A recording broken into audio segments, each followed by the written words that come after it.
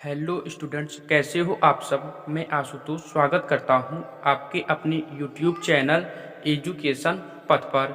Students, आज हम इस वीडियो में डिस्कस करने वाले हैं आपके अपने अत्यंत महत्वपूर्ण टॉपिक हाइड्रोकार्बन के बारे में। तो आइए स्टूडेंट्स, अपने टाइम को ना वेस्ट करते हुए हम चलते हैं सीधे आज के अपने टॉपिक की तरफ। देखते हैं कि हाइड्रोकार्बन क्या होते हैं। तो देखो स्टूडेंट, हाइड्रोकार्बन में क्या लिखा गया है। वे यौगिक जो केवल कार्बन तथा हाइड्रोजन से मिलकर बने होते हैं हाइड्रोकार्बन कहलाते हैं। ठीक है स्टूडेंट, मतलब वे यौगिक जो केवल कार्बन और हाइड्रोजन से मिलकर बने होते हैं, ऐसे यौगिक को हम हाइड्रोकार्बन कहते हैं। अब आगे क्या लिखे हैं।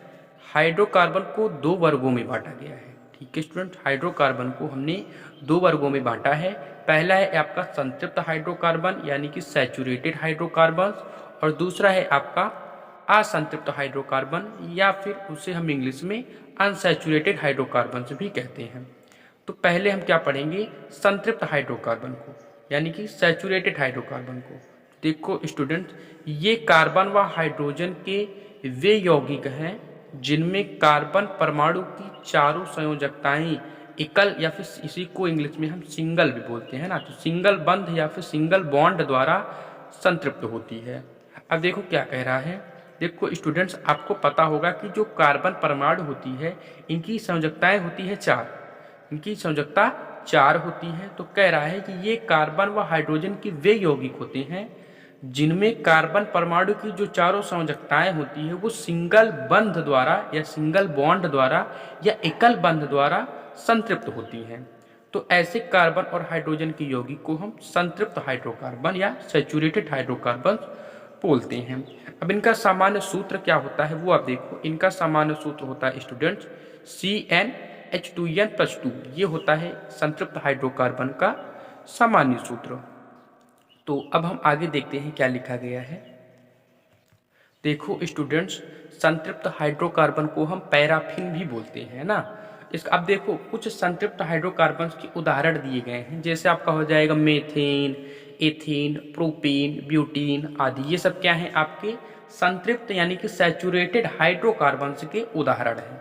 इनमें क्या होंगे, जो कार्बन की चारों संयोजकताएं हैं वो एकल बंध यानी कि सिंगल बॉन्ड द्वारा संतृप्त होती हैं। तो आई होप आपको संतृप्त हाइड्रोकार्बन जो है वो आपको अच्छे से समझ में आ गया होगा। अब हम देखते हैं जो दूसरा वर्ग है आपका असंतृप्त हाइड्रोकार्बन यानी कि अनसैचुरेटेड हाइड्रोकार्बन। ये क्या होता है, अब हम इनको देखेंगे।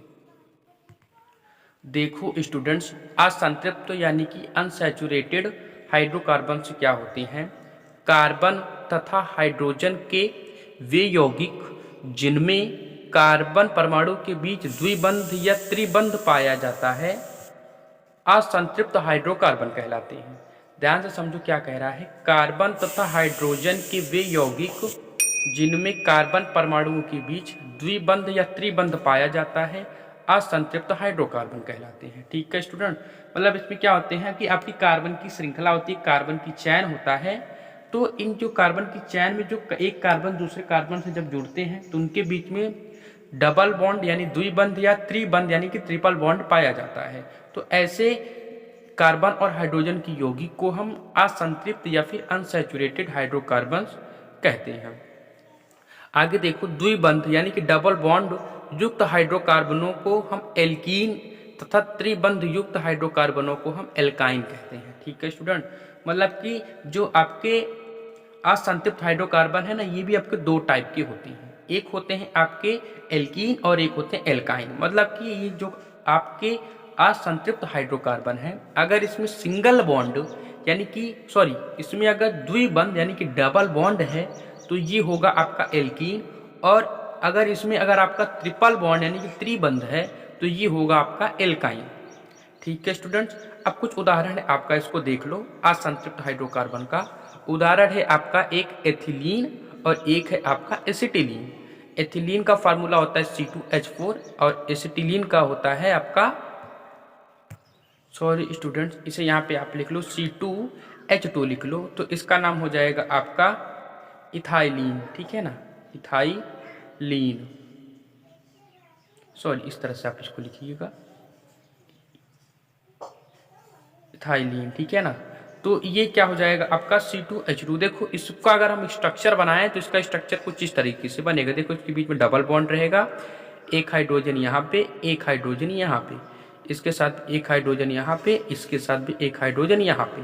वहीं इसका अगर हम स्ट्रक्चर बनाएं तो इसके बीच में आपका बनेगा ट्रिपल बॉन्ड, ठीक है, इस कार्बन के बीच में। तो देखो ये क्या है, एक हाइड्रोजन यहाँ पे लगा दिया हमने, एक हाइड्रोजन हमने यहाँ पे इसके साथ लगा दिया है। तो एक हाइड्रोजन इस कार्बन के साथ, एक हाइड्रोजन इस कार्बन के साथ, मतलब कुल 2 हाइड्रोजन और 2 कार्बन है। तो देखो ये दोनों ही क्या है आपके असंतृप्त हाइड्रोकार्बन है, क्योंकि इसमें डबल और ट्रिपल बॉन्ड है। जबकि जो आपका संतृप्त हाइड्रोकार्बन था उसमें आपका एकल बॉन्ड यानी कि सिंगल बॉन्ड ही होता है। लेकिन आपका जो असंतृप्त यानी कि अनसैचुरेटेड हाइड्रोकार्बन होते हैं, इनमें आपका डबल भी होता है और ट्रिपल भी होता है, मतलब डबल भी हो सकता है और ट्रिपल भी हो सकता है। तो ये था आपका असंतृप्त हाइड्रोकार्बन। तो आई होप स्टूडेंट्स आपको संतृप्त हाइड्रोकार्बन क्या है और असंतृप्त हाइड्रोकार्बन क्या है ये सभी आपको अच्छे से समझ में आ गया होगा। अब स्टूडेंट्स अगर आपको हमारी वीडियो पसंद आई है, अगर आपको हमारी वीडियो से समझ में आया है, अगर आपको हमारी वीडियो अच्छी लगी है तो आप हमारी वीडियो को लाइक करिए और हमारे यूट्यूब चैनल एजुकेशन पथ को भी सब्सक्राइब करिए और वीडियो को अपने दोस्तों के साथ ज़्यादा से ज़्यादा शेयर करिए ताकि वो भी इस वीडियो को देख के अपनी पढ़ाई को कंटिन्यू और ईजी बना सकते हैं। और स्टूडेंट्स अगर आप चाहते हो कि हमारे सभी वीडियोज़ के नोटिफिकेशन आपको रेगुलरली और ईजिली मिलते रहें तो आप हमारे टेलीग्राम चैनल एजुकेशन पथ को भी ज्वाइन कर सकते हैं। आपको उस चैनल का लिंक इस वीडियो के नीचे डिस्क्रिप्शन बॉक्स में मिल जाएगा।